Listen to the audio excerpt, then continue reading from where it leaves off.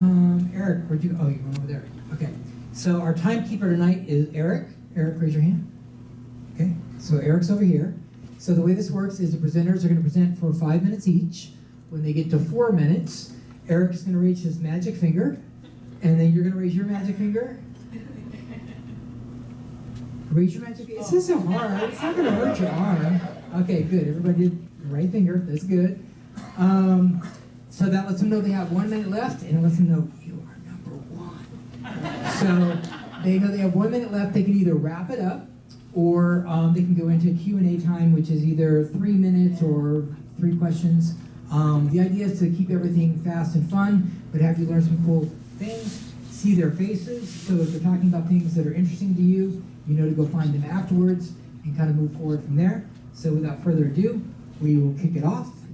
So, are you ready? Go first? Okay, ladies and gentlemen, please give a warm welcome to Vivian. Thanks so much, Mark. So we're going to get a little messy. I'm going to start sharing some of my journeys from going from corporate tech to becoming an entrepreneur. My name is Vivian, and I'm the CEO of iExpo Technology. We're based out of Vancouver, Canada. We build a immersive content creation, hosting, and analytics platform. But before that, I had a journey that was a little different from that. And so one of the things that I wanted to talk about with the theme of diversity is the importance of diverse experiences. Our experiences ultimately cultivate the way that we see the world. And one of the things that I've learned through transitioning from different realms, from corporate tech marketing at SAP and VMware, then moving over as a volunteer to climate change, and then deciding to work in academia, then working in all of that. Throughout this journey, what I've learned is that resilience is the ability to see how a non-linear path could be exciting. And in every transition and every step of the way, I resisted. I was scared. It was mortifying to think that the thing that you've been training to do for many, many years may at some point not work for you. And that was my case.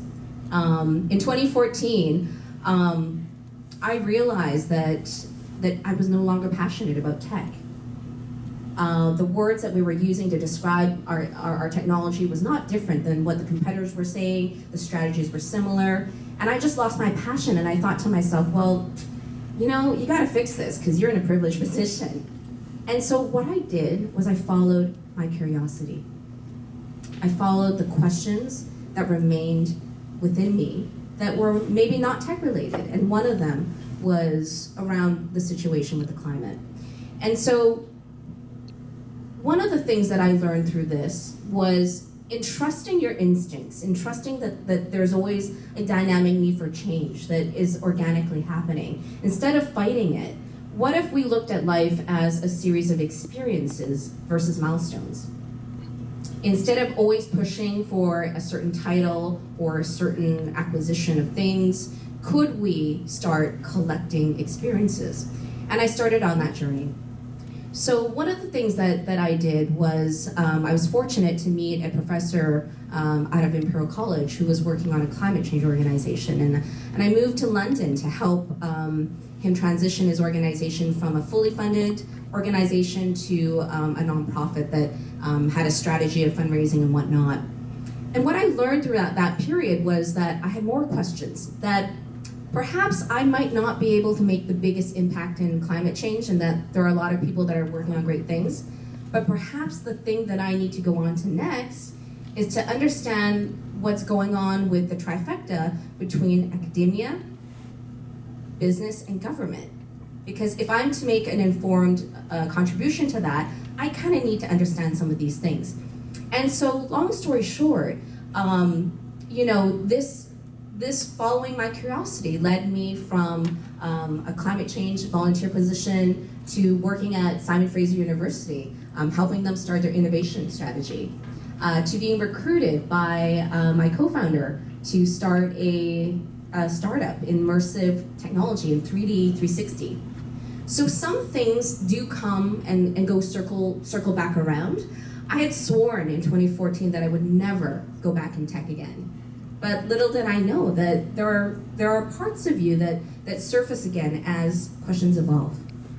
And so one of the things that I encourage all of you to keep an open mind is that a linear path is specific and exact, but one that is a little bit messy could broaden that perspective about what diversity in your life could mean.